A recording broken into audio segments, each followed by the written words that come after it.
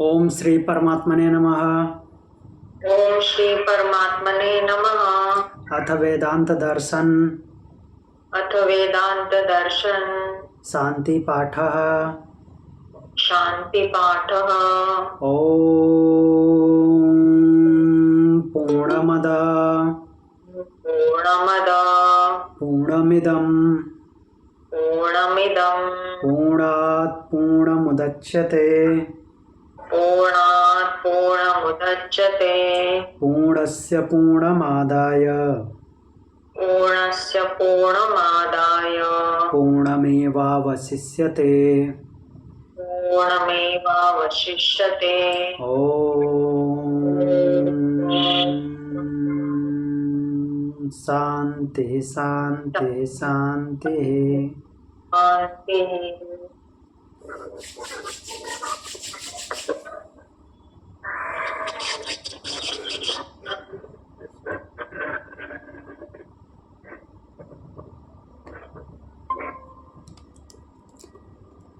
तो हम चतुर्थ अध्याय प्रथम पाद वेदांत दर्शन ब्रह्म सूत्र,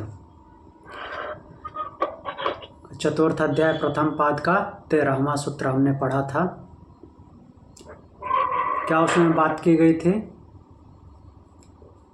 कि परमात्मा के प्राप्त होने पर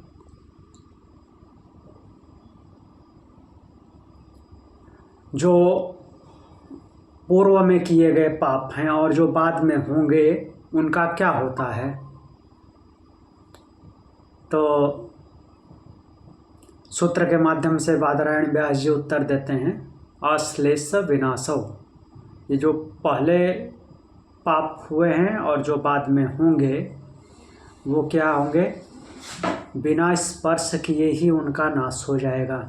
अर्थात वो योगी को या साधक को टच नहीं कर सकते, स्पर्श नहीं कर सकते।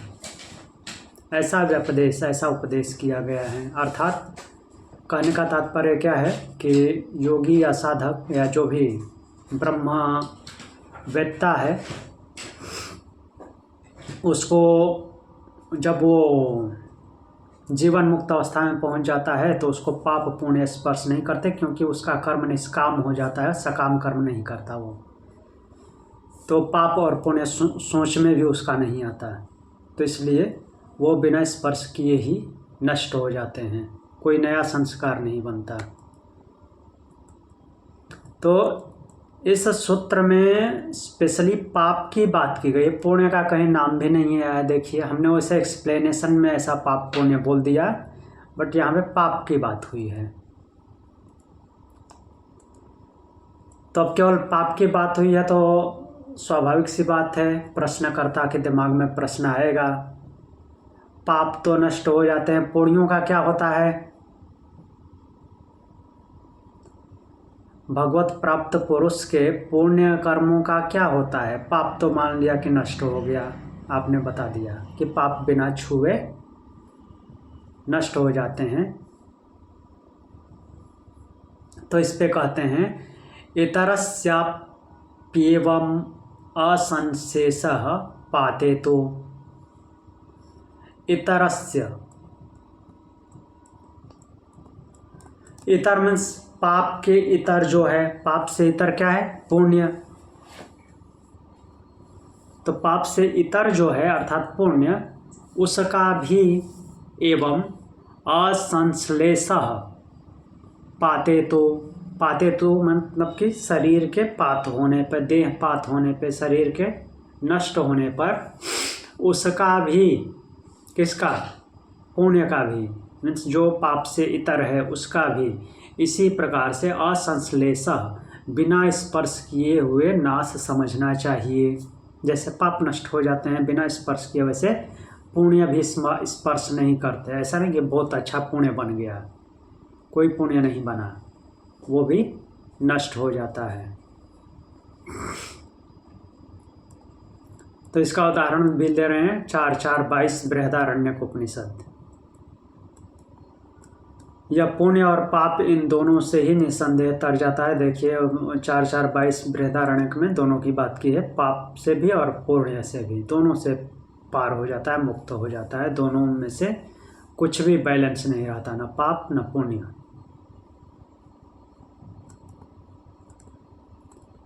तो जीवन मुक्त अवस्था में जो पहुंच जाता है ये ब्रह्मवेत्ता, तो वो क्या होता है कि उस टाइम पे पाप और पुण्य दोनों बिना उसको स्पर्श किए समाप्त हो जाते हैं। कोई नए संस्कार नहीं बनते, न पाप के न पुण्य के। तो अब आगे देखते हैं इसके आगे क्या होता है। बोल रहे हैं कि ज्ञानी के पूर्वकृत और आगे आने वाले, पहले जो किए गए हैं और आगे आने वाले पुण्य पाप दोनों नष्ट हो जाते हैं। यही दोनों की बात की गई थी, जो संचित है और जो आगामी हैं, आने वाले हैं। तो आने वाले एक्चुअली वो संचित ही होते हैं मेनली। हाँ, ऐसे भी आ सकते हैं, कोई ज़रूरी नहीं कि केवल संचित ही आएंगे, बट जो आएंगे वो वास्तव में क्रियमाण होते हैं, इसलिए वो उसका अलग से कोई नाम नहीं दिया गया। ऐसा नहीं कि संचित, क्रियमाण, आगामी, प्रारब्ध, ऐसे कई प्रकार के हो गए। वो उस समय के लिए तो क्रियमाण ही होता है ना। हाँ, अभी बाद में आएगा इसलिए हम आगामी बोल देते हैं। तो बोल रहे हैं कि पूर्वकृत और आगे होने वाले सभी पाप और पुण्य नष्ट हो जाते हैं और उनसे उसका कोई संबंध नहीं रहता। तो उसका शरीर कैसे टिका रहता है और क्यों टिका रहता है? जब पाप पुण्य सब नष्ट ही हो गए तो शरीर क्यों बना हुआ है? उसको भी चला जाना चाहिए। तो बोल रहे हैं कि क्योंकि शरीर की स्थिति तो कर्म फल भोग के लिए ही है, और जब सारे पुण्य और पाप जो पहले हुए थे और आने वाले हैं वो सब नष्ट हो ही जाने हैं, तो शरीर क्यों है? तो बोल रहे हैं अनारब्ध कार्ये एव तो पूर्वे तद्वधे। तो ये शरीर क्यों बचा रहता है? जिनका फल भोग अभी आरंभ नहीं हुआ है, अर्थात जो संचित अवस्था में बचे हुए हैं, वो प्रारब्ध बन करके उनका भोग होगा, और वो जब समाप्त हो जाएंगे तो ये शरीर चला जाएगा, मुक्त हो जाएगा। तो यहाँ पे यही बोल रहे हैं अनारब्ध कार्य, जिनका, अब यहाँ पे अनारब्ध कार्य पे विशेष ध्यान देना है, क्योंकि पीछे शब्द क्या आया है? पूर्वकृत पुण्य पाप। तो जब पूर्वकृत पुण्य पाप और आगे आने वाले पुण्य पाप दोनों को नष्ट हुआ बताया गया, तो फिर कौन सा पुण्य पाप बचा है? तो जो पूर्वकृत अभी तक समाप्त, इसको दो भाग में डिवाइड करना है। अभी तक जो पहले के किए हुए थे और अभी तक आके समाप्त हो चुके हैं, उनको पूर्वकृत में रखा गया है। लेकिन ऐसे भी अभी हैं जो बचे हुए हैं, तो उसी के लिए अनारब्ध आया है। जिनका अभी आरंभ नहीं हुआ है, जो समाप्त हो गए वो तो हो गए हैं, जिनका अभी कर्म फल भोग बाकी है, बचा हुआ है, उनको भोगने के लिए शरीर है। तो बोल रहे हैं कि अनारंभ कार्य, जिन कर्म जो फल रूप भोग हैं, कार्य आरंभ नहीं हुआ, ऐसे पूर्वकृत पुण्य पाप जो अभी बचे हुए हैं वो नष्ट होते हैं। तद्वधे, तो उस अवधि के लिए ये शरीर बचा हुआ है। जब वो समाप्त हो जाएंगे तो शरीर चला जाएगा।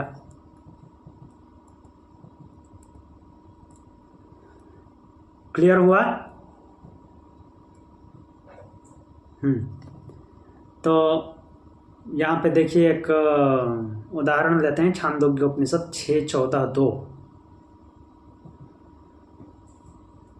तो संचित अवस्था में ही एकत्र हो रहे थे जो कर्म, जिन प्रारब्ध कर्मों का फल भोगने के लिए उस विद्वान को शरीर मिला है उसका नाश नहीं बताया गया है, अर्थात अभी जो बाकी हैं और वो प्रारब्ध बन करके उसका भोग होगा और उसके बाद यह शरीर छूट जाएगा।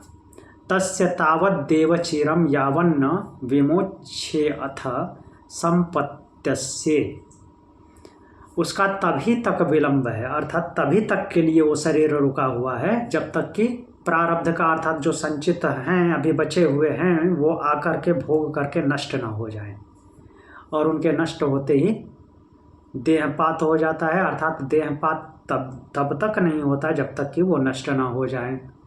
उसके बाद वो विमोक्ष अर्थात मोक्ष को प्राप्त हो जाता है, परमात्मा में विलीन हो जाता है।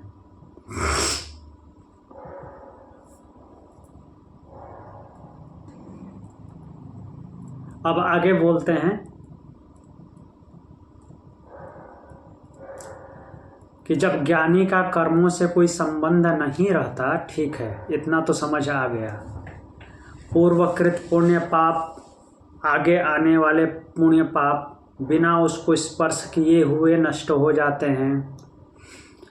शरीर क्यों बचा हुआ है वो भी पता चल गया। जो अभी तक नष्ट हो गए वो तो हो गए, जो अभी तक अपना कर्म फल देना शुरू नहीं किए थे वो बचे हुए हैं, वो आकर के उनका प्रारब्ध बना, मीन्स वो प्रारब्ध रूप में आए और वो भी कर्म फल दे करके जब नष्ट हो गए तो शरीर छूट जाता है। ठीक, इतना समझ आया।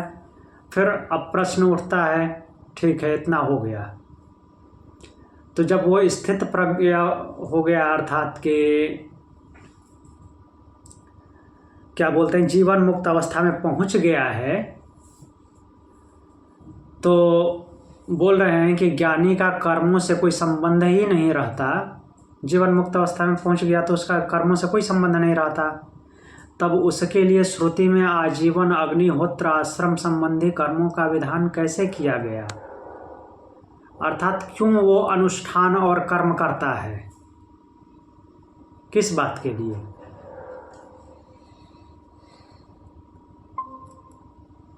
अनुष्ठान कर्म मीन्स नए नए लोगों को दिखता है ना कि वो नया नया काम कर रहा है अलग अलग तरीके से, वो क्यों करता है? क्या सर ये प्रश्न क्या है? नया नया काम कर रहा है मतलब हाँ, क्या प्रश्न है? अग्निहोत्र आदि मीन्स जो बाकी लोग, बाकी जो गृहस्थ वानप्रस्थी सन्यासी, ये सन्यासी को तो छोड़िए, सन्यासी उसी कैटेगरी में आ गया, जो गृहस्थ वानप्रस्थी या फिर जो ब्रह्मचारी अपना नित्य दैनिक कार्य और कुछ सोच विचार के अलग अलग तरीके के, मुझको ये प्राप्त हो जाए, मुझको ये प्राप्त हो जाए, ऐसे कर्म करते हैं जो, तो वैसा ही कर्म वो भी करता है। वो क्यों करता है जीवन मुक्त अवस्था वाला? क्योंकि उसका जीवन है ना। हाँ, तो वही पूछ रहे हैं कि वो क्यों करता है। तो जीवन है तो सामान्य कर्म करे, अपना जो नित्य कर्म है।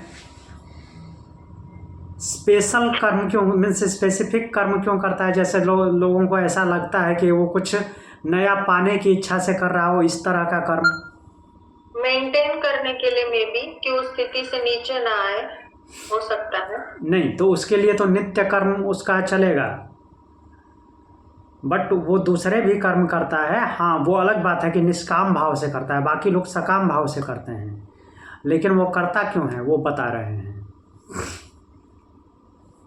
तो इस पे बोलते हैं अग्निहोत्रादि तो तत्कार्यायैव तद्दर्शनात्। अग्निहोत्र आदि जो कर्म है, अग्निहोत्र से ये समझना है लोक कल्याणकारी कर्म, याज्ञिक कर्म। तो ऐसे कर्मों को वो करता है। क्यों करता है? तत्कार्याय एव तद्दर्शनात्। तत्कार्याय वैसे ही कर्मों के लिए, मीन्स उन कर्मों की रक्षा के लिए।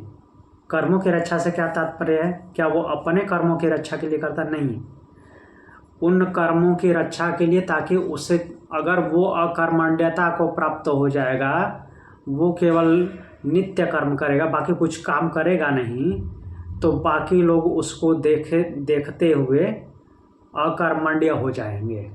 भगवत गीता में भी भगवान ने बोला है। भगवान बोलते हैं कि सभी मेरा अनुसरण करेंगे, हाँ। इसलिए मैं करता हूँ। हाँ, तो अभी 2 सूत्र उसके लिए देखेंगे, देखते हैं। तद दर्शनात्, श्रुति में और स्मृति में ऐसा देखा गया है। तो क्या बोला गया है कि ज्ञानी महापुरुषों के लिए जो श्रुति में विधान किए हुए अपने आश्रम संबंधी अग्निहोत्र आदि कर्म जीवन पर्यंत करने की बात कही गई है। ब्रह्मसूत्र 3.4.32 में ये पहले बताया, ये 3.4.32 जो कि हम पीछे पढ़ चुके हैं कि ऐसा कर्मों के रक्षा के उद्देश्य से ही है। तो देखिए आगे लिख रहे हैं कि ये ऐसा इसलिए करता है क्योंकि साधारण जनता उसका ही अनुसरण करती है। जो श्रेष्ठ लोग हैं उनका ही अनुसरण करती है। जैसे भगवान बोलते हैं, यद्यदाचरति श्रेष्ठ तत्तत् देवेतरो जनः। 1 मिनट।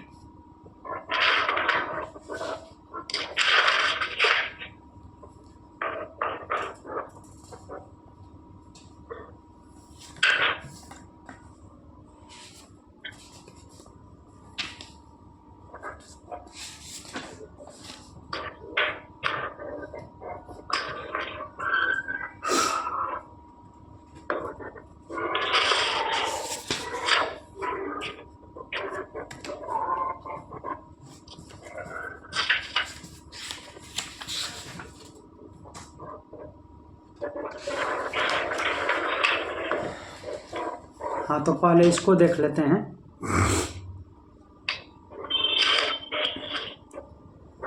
तो क्या बोल रहे हैं कि जो श्रेष्ठ लोग आचरण करते हैं उसी का दूसरे लोग अनुसरण करते हैं। अगर वो कर्म ना करे तो दूसरे लोग भी उसको देख करके भ्रष्ट हो जाएंगे, कर्म नहीं करेंगे। तो अपने अपने कार्यों में श्रद्धापूर्वक लगे रहें। तो इस प्रकार से लोक संग्रह के लिए वो कार्य करता है, अर्थात लोगों की भलाई के लिए, लोक कल्याण के लिए वो कर्म करता है, ताकि दूसरे लोग भी कर्मों में लगें, अच्छे से कर्म करें। तो जैसे श्रुतियों में अलग अलग जगह पे, जो कि छांदोग्य और बृहदारण्यक उपनिषद में जनक, अश्वपति, याज्ञवल्क्य इनका बात किया गया है। तो ऐसे महापुरुष दृष्टांत से इन महापुरुषों का दृष्टांत लिया गया है। ये भी तो कर्म कर रहे हैं। किस बात के लिए कर रहे हैं? ये तो जीवन मुक्त अवस्था में है, लोक संग्रह के लिए कर्म कर रहे हैं।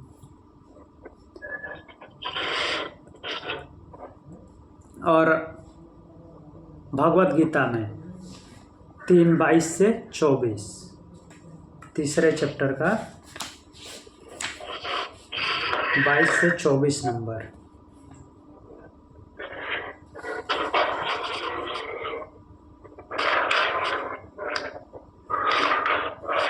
क्या बोल रहे हैं भगवान? न मे पार्थास्ति कर्तव्यम त्रिषु लोकेषु किंचन नानवाप्तम अवाप्तव्यम वर्त एव च कर्मणि। बोलें कि हे पार्थ, मेरे लिए कुछ भी ऐसा कर्तव्य नहीं है, तीनों लोक में कुछ भी ऐसा नहीं है जो मेरे लिए करने मीन्स मुझे करने के योग्य हो, अर्थात मुझे करने की ज़रूरत हो। अवाप्तव्यम वर्त एव च कर्मणि, और न ही कुछ ऐसा है जो मुझे प्राप्त न हो, जिसे प्राप्त करने के लिए मैं कर रहा हूँ, ऐसा भी कुछ नहीं है, फिर भी मैं कर्मों में बरत रहा हूँ। क्या बोल रहे हैं कि यदि हम न वर्तेयम जातु कर्मण्य तंद्रितः मम वर्तमान वर्तन्ते मनुष्याः पार्थ सर्वशः।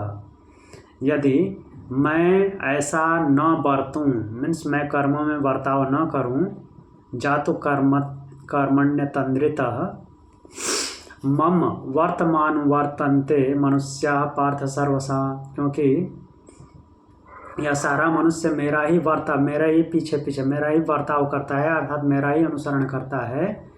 तो हे पार्थ, ये सब के सब मनुष्य मेरा ही अनुसरण करते हैं, तो इसलिए मैं कर्मों में बरतता हूँ ताकि ये भी मेरे जैसे ही कर्म करें।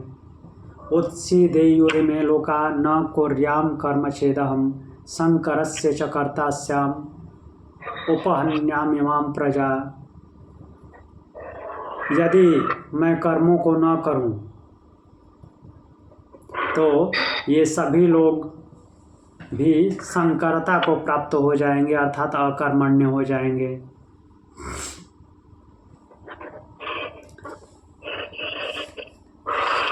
तो इस तरह से भगवत गीता में भगवान ने बोला है।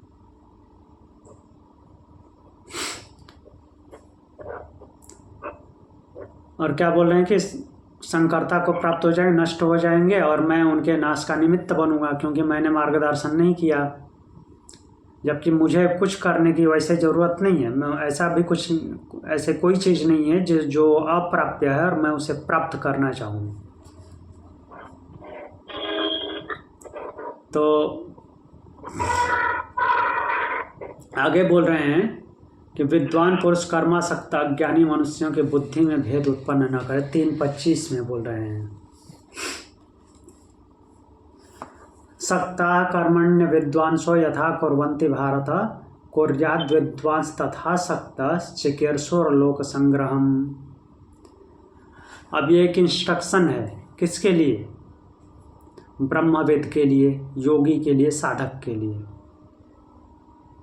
वो किसी को जाकर के हाथ पकड़वा के नहीं करवाना है उसको, ये ऐसे ऐसे करो, क्यों नहीं कर रहे हो, ऐसा कुछ नहीं बोलना है।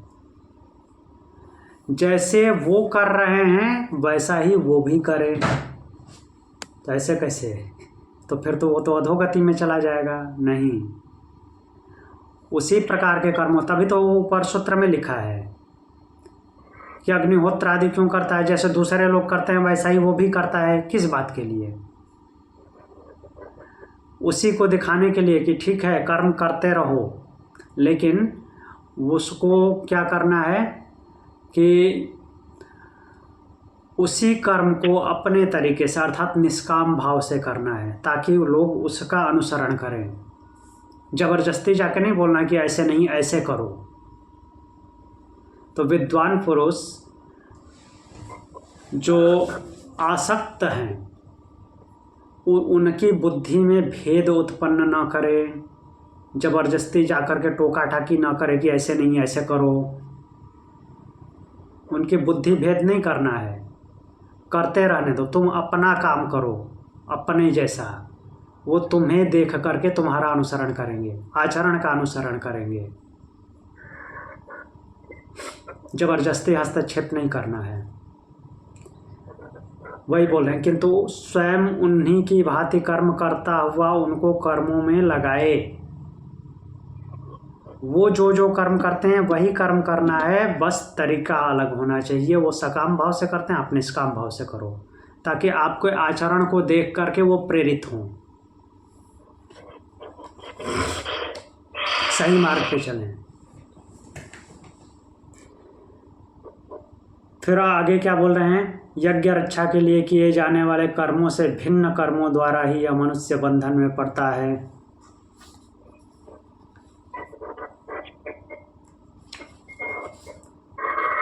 तो इसमें क्या बोल रहे हैं, यज्ञार्थात् कर्मणोऽन्यत्र लोको अयम कर्म बंधन। जब यज्ञार्थ कर्म नहीं करता, अर्थात लोक कल्याणकारी कर्म नहीं करता, उससे अन्यत्र कुछ करता है, अर्थात लोभ में पड़ जाता है, तो लोको यम कर्म बंधना, इस लोक में वो कर्म बंधन का कारण बनता है, उसके कार्मिक अकाउंट बन जाते हैं। उसका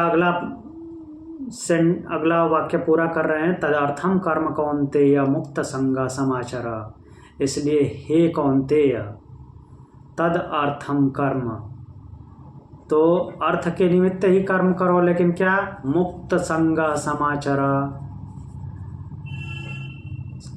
संग से मुक्त होकर के समभाव से आचरण करो, आसक्ति से मुक्त होकर के। अर्थात क्या बोल रहे हैं, यज्ञार्थ कर्म करो, अन्यत्र कर्म नहीं। उसके विरुद्ध कर्म नहीं करना है, यज्ञार्थ कर्म, लोक कल्याणकारी कर्म करना है।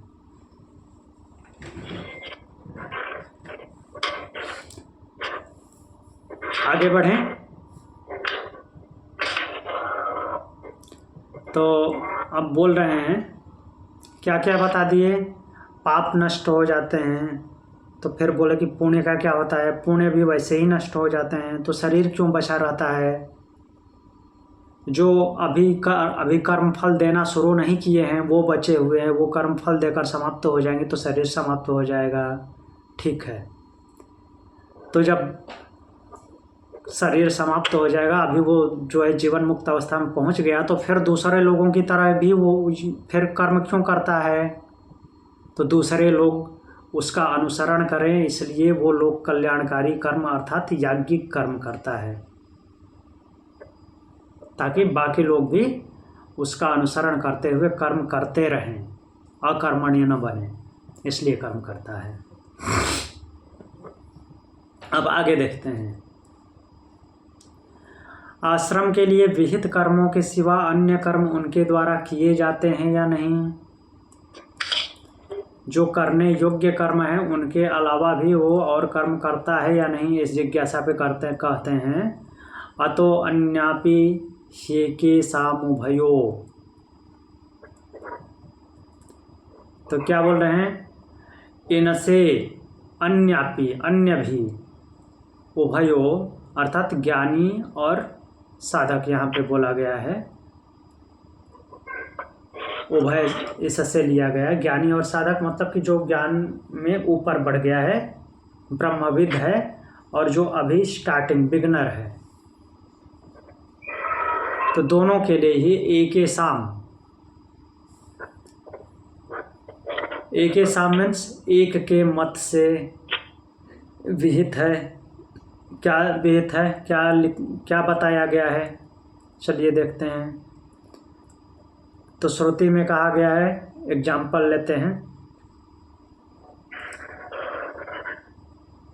ये दोनों के लिए बोला गया है, जो ज्ञानी है अर्थात हायर लेवल पे जीवन मुक्त अवस्था में पहुंचा हुआ है उसके लिए, और जो अभी स्टार्ट किया हुआ है उस मार्ग पे चल रहा है, उन दोनों के लिए। पहला उपनिषद देख लीजिए, ईशावास्य उपनिषद। ईशावास्य उपनिषद का दूसरा मंत्र, तो दूसरे मंत्र को देखने के लिए पहला मंत्र भी देखना है।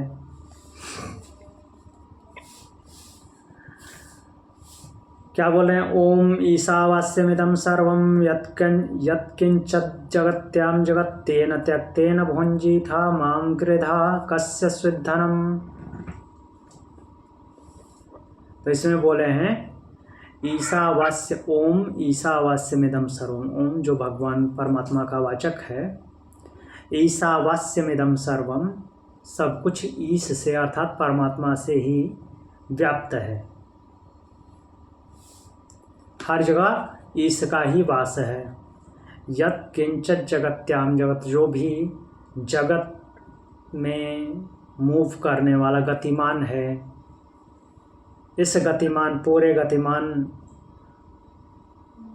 जो सब कुछ ब्रह्मांड है, उसमें जो कुछ भी है वो सब कुछ ईसा से व्याप्त है, अर्थात परमात्मा से व्याप्त है, ईश का ही वास है हर जगह। तेन त्यक्तेन भुंजीथा, उन सब का त्याग पूर्वक भोग करो, अर्थात प्रकृति में जो कुछ भी विद्यमान है वो उन सब में ईश व्याप्त है, ईश का वास है, उन सब का त्याग पूर्वक भोग करो। माँ गृधः, लोभ मत करो। कस्य स्विद्धनम, धन किसका है अर्थात किसी का नहीं है।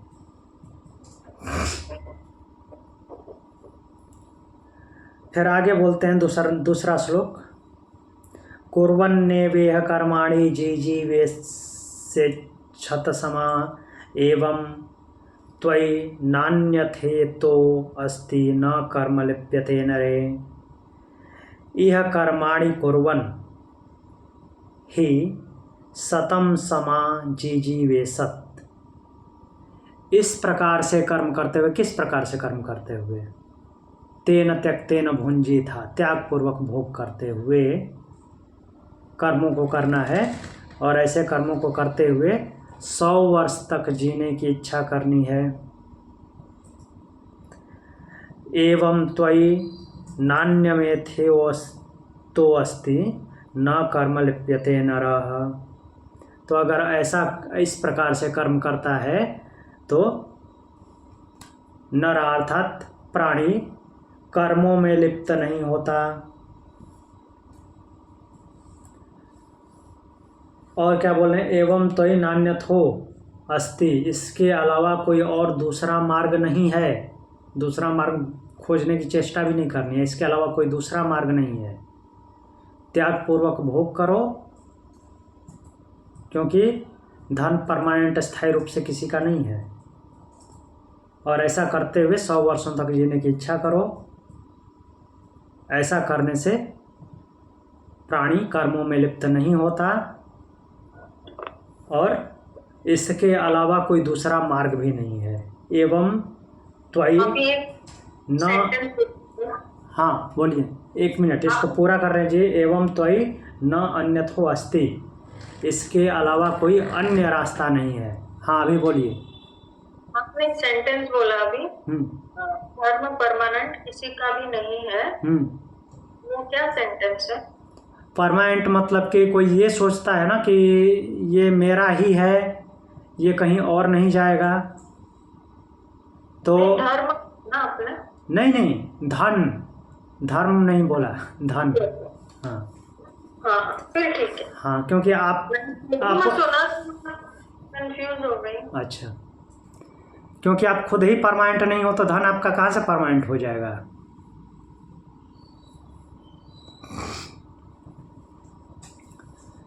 फिर इसके बाद बोल रहे हैं कि जो कर्म और ज्ञान इन दोनों को साथ साथ जानता है वह क्या करता है, कर्मों द्वारा मृत्यु से पार करके ज्ञान से अमृतत्व को प्राप्त होता है। ये भी ईसावास्य में ही बोला है भगवान, वो ऋषि ने। 11वां श्लोक।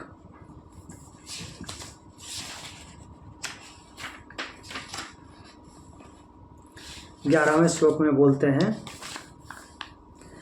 विद्या च विद्यां च यस्तद्वेदो भयं सह अविद्यया मृत्युम त्यक्त्वा विद्ययामृतमश्नुते। विद्या और अविद्या इन दोनों को साथ साथ जानना है। यस्तद्वेदो उभयम सह, इन दोनों को जो साथ साथ जान लेता है, किसको, विद्या को और अविद्या को। विद्या और अविद्या बोलने का क्या तात्पर्य है, ज्ञान को और कर्म को, जिसको डिटेल में हमने पिछले चैप्टर में पढ़ा था। ज्ञान और कर्म, कर्म को अविद्या बोला गया है। क्यों बोला गया है, मैंने तीसरे चैप्टर का इसलिए याद दिलाया। जैसे जैसे विद्या जहाँ तक कम रहेगी, कर्म उतना ही ज़्यादा प्रधान रहेगा, कर्म ज़्यादा मात्रा में रहेगा। विद्या जैसे जैसे बढ़ती जाएगी, कर्म घटता जाएगा। और जब विद्या हाँ वो भगवान बोलते हैं ना, जब रजोगुण अप होगा तो सत्व डाउन हो जाएगा, वैसा ना। और जैसे जैसे विद्या बढ़ती जाएगी अर्थात सत्व बढ़ता जाएगा, तो जो अविद्या अर्थात कर्म है वो कम होता जाएगा। और जब ज्ञान की पराकाष्ठा होगी तो कर्म शून्य हो जाएगा।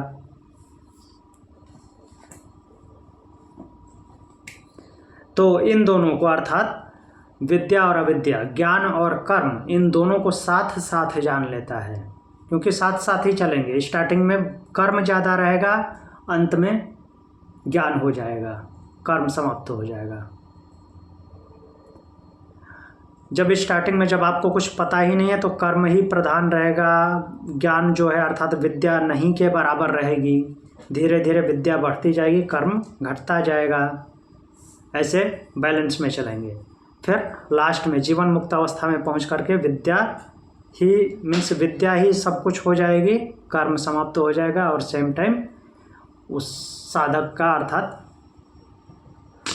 वो ब्रह्मवेत्ता जो है ब्रह्मनिष्ठ बन जाएगा, अर्थात ब्रह्म में विलीन हो जाएगा।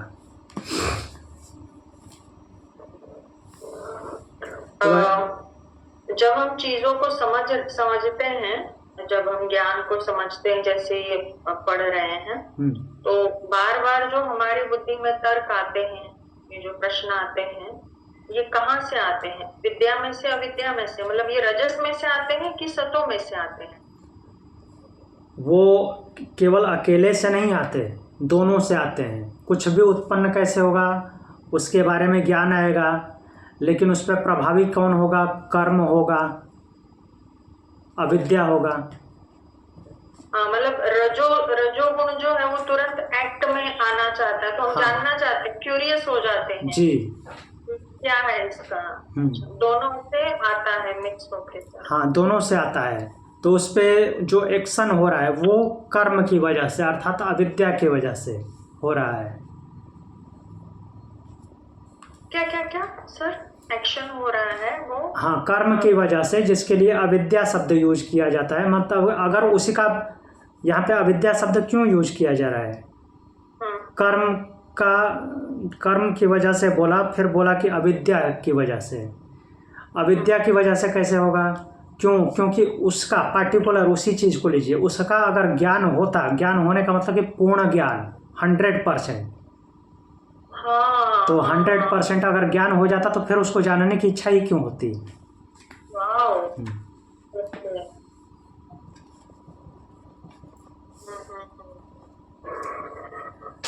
तो अब इसमें अगला लाइन क्या बोल रहे हैं? अविद्या मृत्युम तीर्थवा विद्या अमृतमश्नुते। अविद्या से अर्थात कर्मों से, कर्मों के द्वारा, कर्मों को करता करता करता हुआ वो क्या करता है? मृत्यु को पार कर जाता है, अर्थात जन्म मृत्यु के बंधन को पार कर जाता है। और उस टाइम पे क्या हो जाता है? वो पूर्ण विद्या वाला हो जाता है, पूर्ण ज्ञान वाला हो जाता है। अब वहाँ पे कर्म शून्य हो जाता है। तो क्या हो जाता है? तीर्थवा विद्यम अश्नुते। विद्या के द्वारा वो अमृतत्व को प्राप्त हो जाता है। विद्या के द्वारा मतलब कि कर्म, ज्ञान के द्वारा अमृतत्व को प्राप्त हो जाना, मीन्स ब्रह्म को प्राप्त हो जाना। ब्रह्म का स्वरूप क्या है? ज्ञान, सत्यम ज्ञान अनंतम ब्रह्म, वो पूर्ण ज्ञान स्वरूप है। उस टाइम पे वो साधक भी पूर्ण ज्ञान स्वरूप हो जाता है।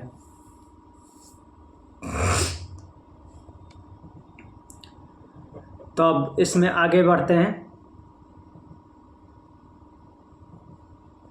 तो इसलिए वो क्या करता है कि लोक संग्रह के लिए कर्म करता है। कौन? ज्ञानी। और साधक नॉर्मल जो स्टार्ट किया है उस पाथ पे चलना, तो उसको तो कर्म करना ही है।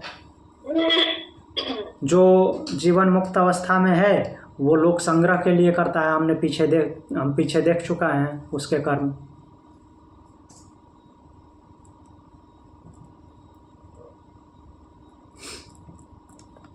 आगे क्या बोलते हैं कि ज्ञानी लोक संग्रह के लिए प्रत्येक शुभ कर्म का अनुष्ठान कर्तापन के अहंकार से रहित होकर, अर्थात निष्काम भाव से, कर्म आसक्ति और फल आसक्ति से सर्वथा अतीत हुआ करता है। क्योंकि ज्ञानोत्तर काल में किए जाने वाले किसी भी कर्म से उसका लेप नहीं होता, उसको पुण्य पाप छूते नहीं हैं। इसमें फिर एग्जाम्पल लिए हैं किसका? भगवद गीता 4:22 और 8:17। तो चलिए देखते हैं भगवद गीता 4:22 में क्या लिखा है।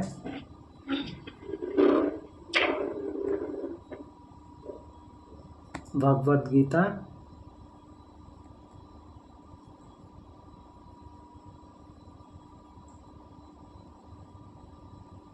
4:22। एक मिनट।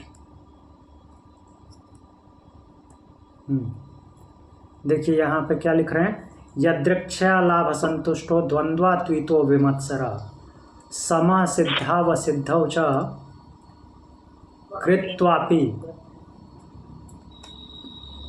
कृत्वापि न निबध्यते।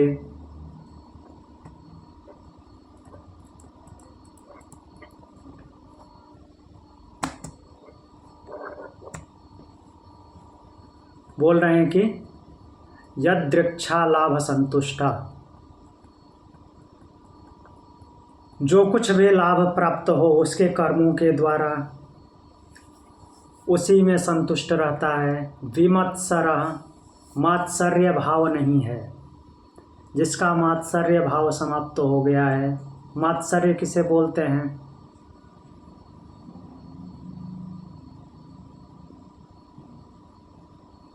मात्सर्य किसे बोलते हैं? ईर्ष्या। ईर्ष्या। ईर्ष्या, केवल ईर्ष्या को ही मात्सर्य नहीं बोलते हैं। जो मुझे अर्जुन से होता है। हाँ जी, ईर्ष्या, ईर्ष्या को ही मात्सर्य बोलते हैं। बट ईर्ष्या का वास्तविक मीनिंग क्या होता है? मतलब किसी के साथ कंपेयर करके खुद को फिर ये होना, नेगेटिव फील करना कि उसको वैसे क्यों, मुझे ऐसे क्यों, इस टाइप का। नहीं, उसको, हाँ वो भी हो सकता है, बट उसको द्वेष बोलते हैं।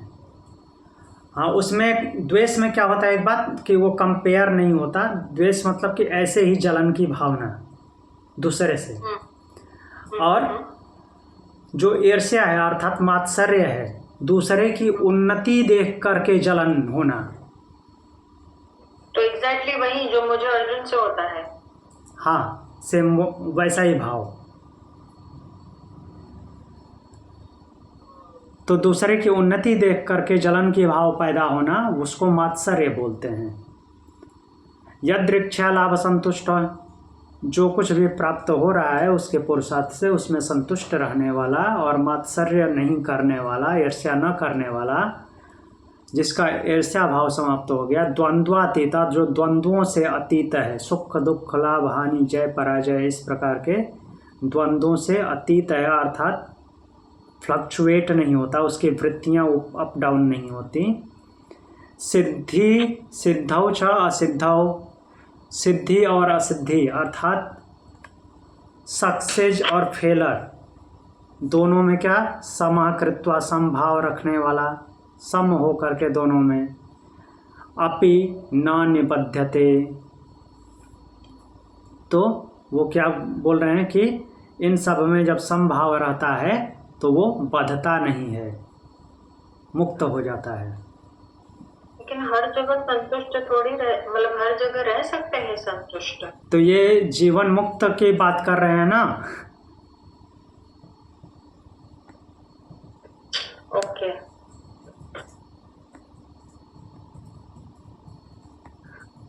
वैसा होने की बात कर रहे हैं, रिजल्ट की बात हो रही है। हाँ।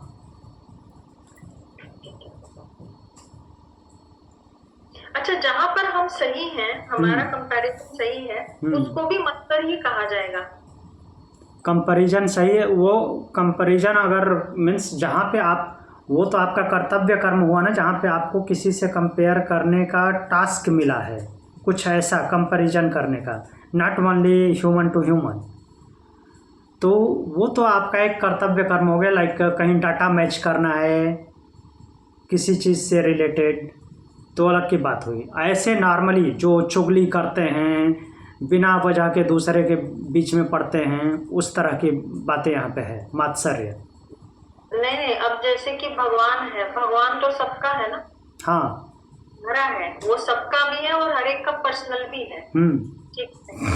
अब तो वो एक को इतना ज्यादा वो ये दिखा रहा है, प्यार दिखा रहा है, तो अगर समझो मेरे मन में कुछ ऐसी भावना आ रही है, तो वो भी मत्सर ही है। हाँ, मात्सर्य है, क्योंकि आपको उसके, आपके मन में ऐसा क्यों आ रहा है, क्योंकि आपको उस लेवल पे विचार नहीं कर रही हैं। क्यों, उसका हो सकता है पीछे के कर्म हों, संचित हों, जिसकी वजह से वैसा उस पर अप्लाई हो रहा है।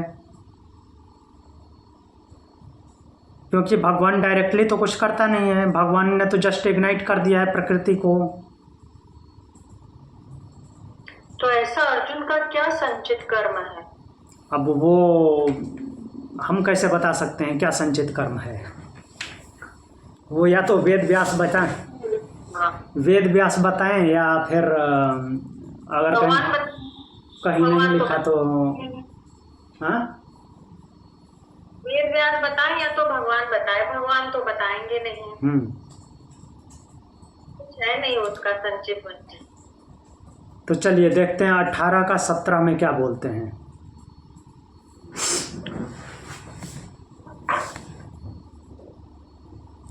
18वें अध्याय का 17वां श्लोक।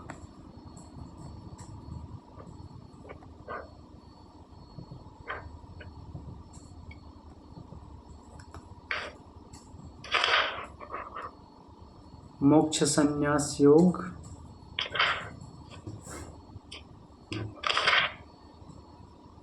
ये वही है, यस्य नाहं कृतो भावो।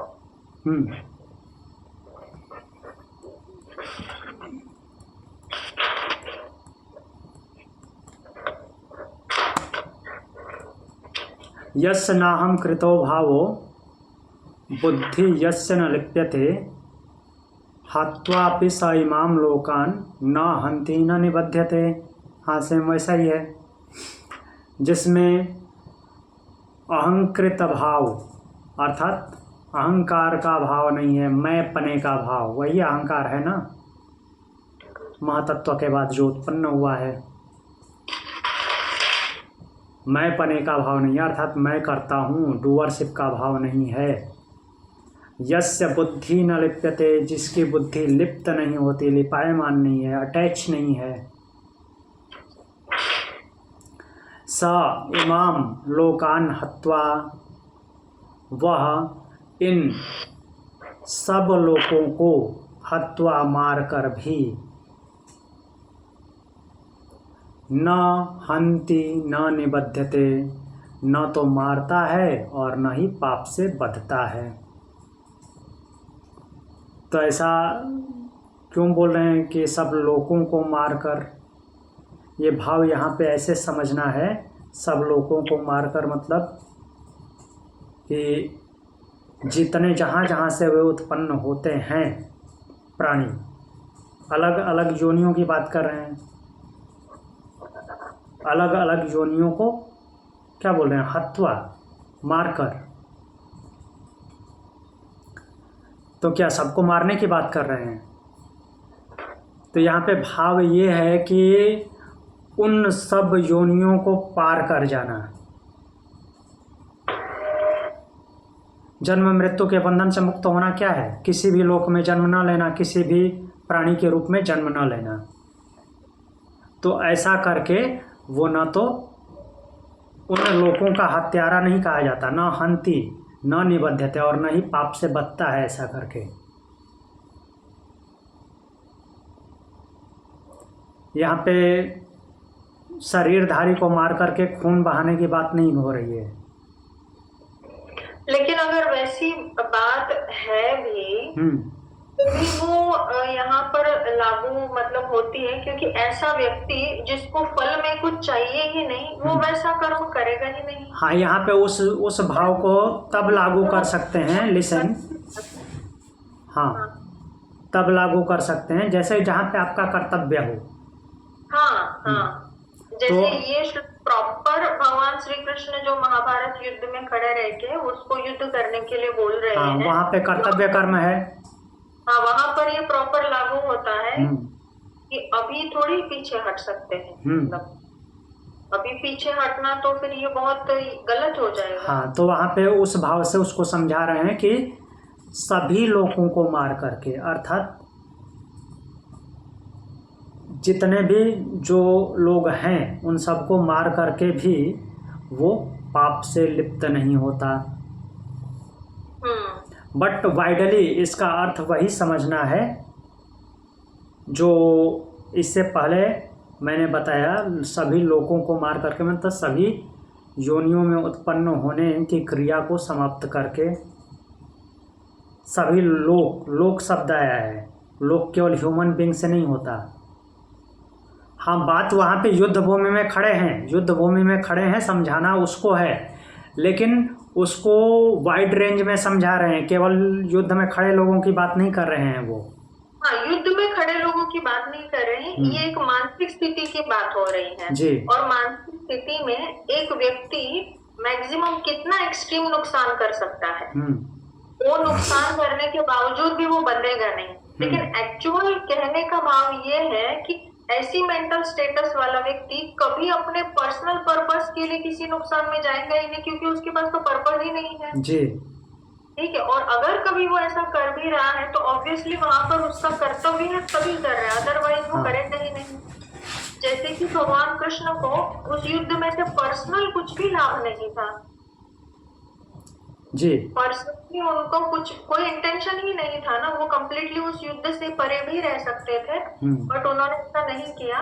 मतलब उनको पर्सनल कुछ नहीं था वहां पे, पर्सनल पर्पस नहीं था कुछ भी उनका। तो वही बोल रहे हैं ना, इस मंत्र के द्वारा वही बोला जा रहा है कि यस्य न अहंकृतो भाव, जिसमें अहंकृत भाव मीन्स मैं करता हूँ, मैंने किया, वो अहंकार का भाव न हो, तो उसकी बुद्धि भी लिप्त नहीं होती।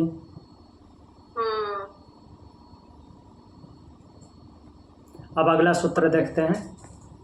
और वैसे भी जिसके पास समझो ईगो नहीं होगा, ईगो नहीं होगा और ऐसा कुछ उसको कोई भी फल नहीं चाहिए, तो ऐसा व्यक्ति किसी के लिए नुकसान कारक मतलब किसी भी वे से हो ही नहीं सकता वो। नहीं होगा।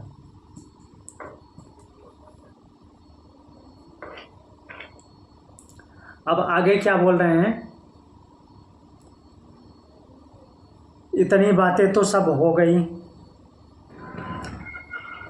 पाप का समाप्त हो जाना, पुण्य का समाप्त हो जाना, जो बचे हुए कर्म हैं जो अभी फल नहीं दे रहे थे उनका समाप्त हो जाना, फिर जो दूसरे लोग जैसा कर्म करते हैं वो भी वैसा ही कर्म करता है, तो वो क्यों करता है ये भी हो गया।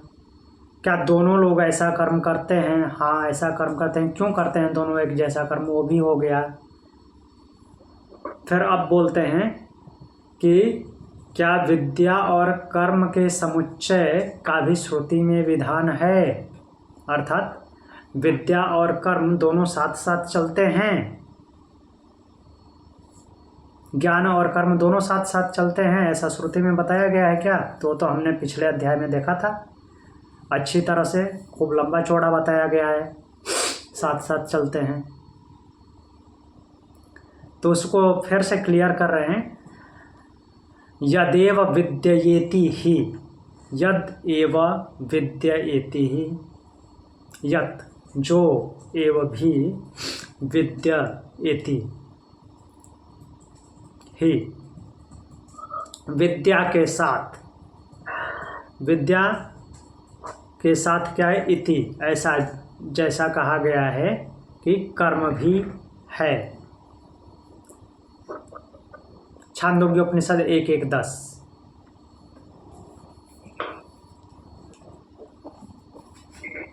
देखिए, देखते हैं क्या है छांदोग्योपनिषद 1:1-10 में। बोल रहे हैं, तेनो भाव कुरुते यश्चैतद्देवं वेद यश्च न वेद नानातो विद्या च विद्या च, यदेव विद्यया करोति श्रद्धयोपनिषदा तदेव वीर्यवत्तरं भवतीति, खल्वेतस्यैवाक्षरस्योपव्याख्यानं भवति। तो इसके बारे में क्या बोल रहे हैं कि ते न उभौ कुरुतो यश्च तद्देवं वेद यश्च न वेद, जो इसको इस प्रकार जानता है और जो नहीं जानता, वे दोनों ही। अब इसके लिए इस सेंटेंस से हमें हमारा लेना देना नहीं है, क्योंकि इसके लिए पीछे भी फिर जाना पड़ेगा। तो दोनों ही उसके द्वारा करते हैं, क्या करते हैं? कर्म करते हैं। तो देख लेते हैं किसके बारे में बता रहे हैं, त्रैविद्या। तेनेयं त्रैविद्या वर्तते ओमित्यास्रावत्योमिति संसत्योमित्युद्गायत्येतस्यैवाक्षरस्यामच्चित्ते महिन्मारसेन। तो बोल रहे हैं कि उससे ही, तेनेयम, उससे ही यह त्रैविद्या, तीनों विद्याएं होती हैं। वर्तत ओम ऐसा कहकर ही आज श्रावण कर्म करता है, ओम ऐसा ही कह करके होता सनसन करता है, तथा ओम ऐसा ही कह करके उद्गाता उद्गान करता है। तो इस अक्षर की अर्थात परमात्मा की उपासना के लिए ही क्या है, वैदिक कर्म है, अर्थात त्रैविद्या के कर्म है, तथा इसी की महिमा और रस जो है वो यज्ञ हवन द्वारा होता है। उसी के आगे ये बोल रहे हैं कि जो इसको इस प्रकार से जानता है वे दोनों ही कर्म करते हैं, किंतु विद्या और अविद्या दोनों क्या हैं,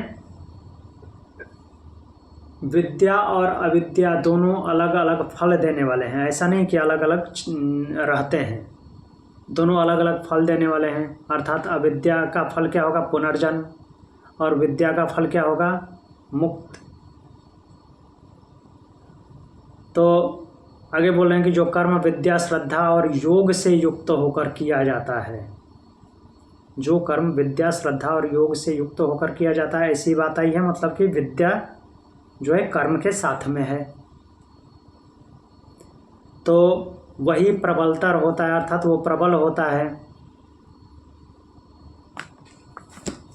तो इससे यह सिद्ध होता है कि विद्या और कर्म ये दोनों साथ साथ रहते हैं।